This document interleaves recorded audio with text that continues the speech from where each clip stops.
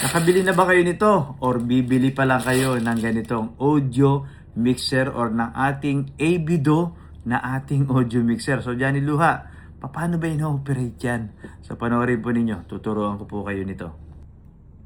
Turuan ko kayo kung paano nyo gagamitin itong ating ABIDO or IBIDO na ating audio mixer. Napakadali na niya kasi 4 channel na lang yan. 1, 2, 3, 4 channel na lang po yan. At ito yung line in or yung microphone input combo kasi yan. Yan, pwede kayo maglagay ng XLR or yung PL jack or 6.35, no? Or mas kilala ninyo sa tawag na jack. Yung phantom naman, kapag pinindot po ninyo yan, magpupula yan. Para kung sakaling condenser or phantom mic ang nilagay nyo po dito, so pindutin nyo. Pero kung yung dynamic mic lang, wag nyo na pong pindutin yan, okay? So dito yung mga microphone natin, no? Then ito yung ating volume or yung ating gain, no? So ito po yan. Ipipihitin nyo lang yan. Depende po sa inyo kung ano yung gusto ninyong lakas, ha. So ito yung pinaka kumbaga sa easy tutorial natin, master volume. Kung nahihinaan kayo sa ganito, halimbawa nahihinaan kayo sa ganyan, saka nyo lang po ito lakasan. O ito yung katulong or ito yung backup or ito yung tinatawag natin na pang-multiply ng ating volume kung nahihinaan kayo, no? So, dito na po yung effects, yung low. Ito yung low, mas maganda po, ganyan. Gitna lang ang low. Ito po yung tinatawag natin na bass, no? So, mid, ito yung vocal. Then, ito yung high, nakikita nyo, yan po yung treble, no? Yan po yung, mas madalas nakalagay kasi dyan high. Sa iba kasi treble, eh. Okay? So, ganyan lang po yan. Ngayon, kabisado mo na to. Kabisado mo na rin yan agad at kabisado mo na rin to agad kasi pare-pareho lang po yan. Channel lang naman po yan, okay? So repeat, ibig sabihin ng repeat, ito po yung effects.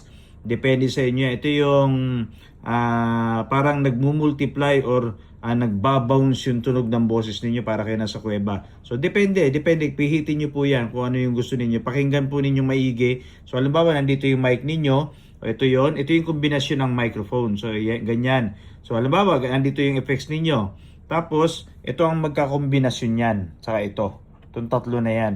So, pag pinihit mo yan, then, depende sa inyo kung ano yung gusto ninyo, ha. Pipihit mo ito. So, ngayon, ito naman yung pinakang master volume ng iyong effects para gumana yan. Ito, para gumana po ito. Then, ito yan. O, depende po sa inyo kung ano yung gusto ninyo, no? So, phone, ibig sabihin, pag meron kayong earphone na monitor or nagsa-sound trip lang kayo, gusto nyo kayo lang, no? So, yan, pwede nyo gamitin yan. Then, yung power, andyan. Yung main output niya, papunta ng equalizer or ng amplifier or depende kung ano yung susunod, ay PL jack or 6.35. Left and right yan. O stereo, pwede po, no? Then, pwede rin po na ating output natin ay ito.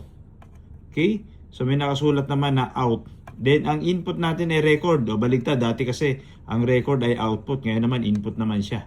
No? So, kung pipindutin po ninyo 3 and 4, kapag nakataas, ibig sabihin ng nakataas, ang pagaganahin po ninyo ito. Okay? Kung nakataas, kagaya niya, ayun, may sign naman eh. Kung nakababa, pag nilubog nyo, ang gagana po ay itong USB.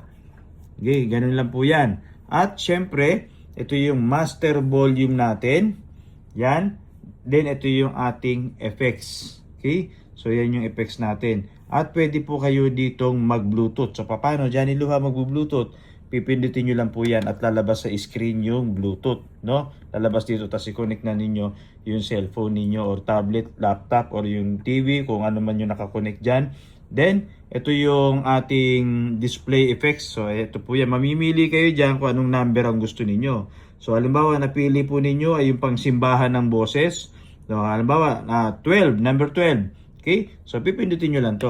Lalabas po dyan, 12. No, di ba? Ganun lang po yan kasimple. At syempre, brand new po yan kapag dumating may adapter. Ngayon lang to dumating, oh. So, tuturuan ko kayo ng actual setup nito kapag po ito yung na-setup natin sa ating power amplifier. Sa power amplifier or sa integrated amplifier or sa powered audio mixer, sa powered na ating speaker. O, di ba? Kita mo naman. So, ito yung magiging controller po natin. Mga sound card, pwede po dito. Sa ating output ninyo, i-connect yung sound card ninyo. Then, sa condenser mic ng inyong sound card or sa microphone input, yun, dun po yung nakakonect. Okay? So dito kayo syempre magko-connect ng inyong mga microphone. Video player, Johnny Luha, meron kami saan pwedeng ilagay? Dito po sa input, basta input.